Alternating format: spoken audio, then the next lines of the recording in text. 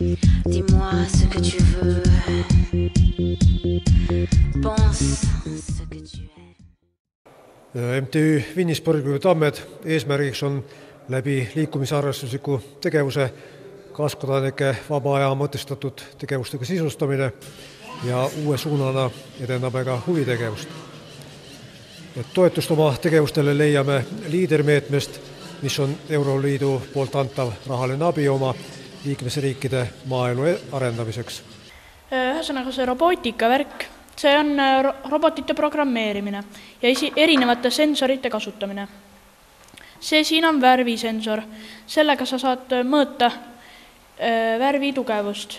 Ta peegeldab nagu selle värvist, peegeldab siia sensorisse ja see annab numbri arvutisse. Arvutis ta ütleb ära, kui palju see on, see värv.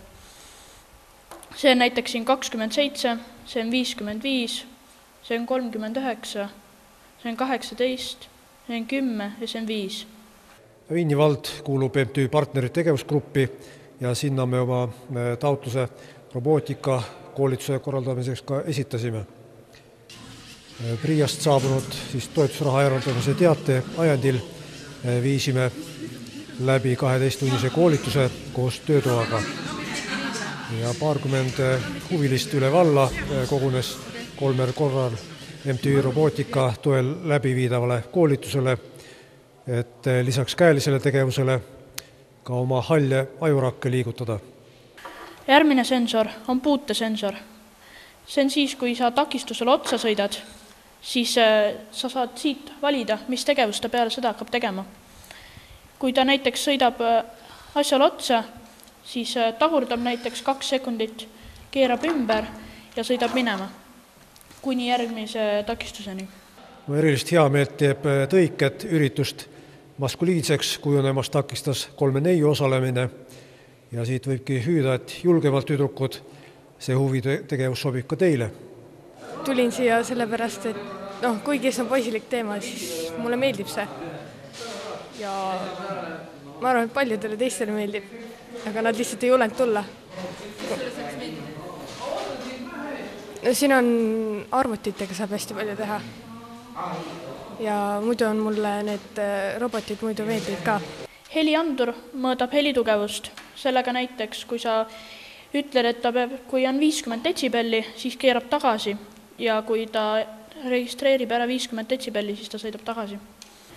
Nii, need on ultrasoonik sensorid. Need on sellised silmad, mis mõõdavad asjade kaugust. Kui sul on näiteks arvutis on programm kirjutatud 40 sentimeetrile ja peale seda hakkab tahurdama, siis ongi, kui asi on 40 sentimeetri kaugel, siis ta hakkab tahurdama. Ja projekti toel soetame paar robootika komplekti, et tegutsedes üheskoos MTÜ Vinni punni eestvedaja Mart Pitsneri ja Vinni vallaga käivitada robootika huviringi töö. Seda enam, et on olemas tugi Tartust, samadelt poistelt, kes siis koolitust läbi viivad. Minu nimi on Ramon Rantsus ja olen siis Eesti kooli robootika üks eestvedajaid ja projektijuhte. Ja täna oleme siis Vinnis selle jaoks, et tutvustada lastele natukene kõige uuemat robootikakomplekti, milleks on siis Lego Mindstorms EV3. Robotid tegelikult lahendavad siin ühte missiooni, mille nimeks on rohelise linna missioon. Et nagu me teame, siis ümberringi kogu ühiskond siis läheb selle poole, et kõik taastuv energia ja kõik nagu roheline selline mõtlemisviis oleks hästi poppe, siis Lego mõtles ka välja selline ülesande, mille nimi on roheline linn. Ja siin on kuskil 7 erinevat missiooni, mille nad peaks lahendama. Ja antud hetk, üldiselt võiks üks robot selle ära teha, aga täna on niimoodi, siis iga tiim saab omale ühe ülesande ja lõpus teeb siis üks võistkond, paneb selle kõik ülesanded kokku ja teeb see ühe ära. Kui siis missioone otsa vaatama hakata, siis näiteks on seal hüdroenergia missioon, kus sa peab väike tammi ära parandama. Ja kui selle tammi ära parandada, siis saab sealt kätte ühe energiakristalli, need kokku korjama. Põhimõtteliselt iga missiooni pealt saab siit ühe energiakristalli ja siis tänu sellele saame lõpuks selle keskel oleva suure rohelise linna käima panna, et ilma kristallideta ei saa. See roheline linn annab siis lastele võimaluse esiteks oma käelist võimekust nagu parandada. Ja nad peavad ehitama, seda ülesannet ei saa teha ainult baasrobotiga, vaid peab ehitama siis erinevaid juppe kas juurde panema või ära võtma. erinevaid mootoreid kasutama ja loomulikult see arendab nende programmeerimisvõimet ja üldse loogilist mõtlemist, et kuidas mingit probleemi hakata kõigepealt analüüsima ja siis seda pärast lahendama. Et kui lapsed peavad kõik missioonid ära lahendama, siis võib ka niimoodi, et iga tiim peab kõik missioonid ära tegema. Ja kui kõik teevad need missioonid ära, siis loomulikult lõpukokkuvõttes on see, kes kõige kiiremini tegi, et see võidab siis. Peamine auhind on see, et lapsed saavad hästi palju teadmisi juurde. Aga kes on nutikamad, siis need võiksid tegelikult minna ka Rakett 69 saatesse. Et ka meie on nende koostööd teinud. Robotite programmeerimise mõte tuli mul saatest Rakett 69, kui nad pidid programmeerima robotid, mis korjaksid sellised nagu lipukesed ja siis viima need mingisse kasti.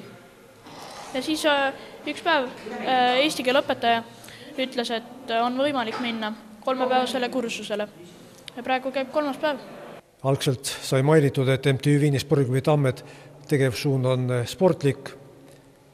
No võib ju võrrelda, et robootika suunab ka ajugümnastikaga tegelema, nii et sport seegi. Ja meie motto kõlab ikka nii, et ikka ettevaatavalt ja mõtestatult.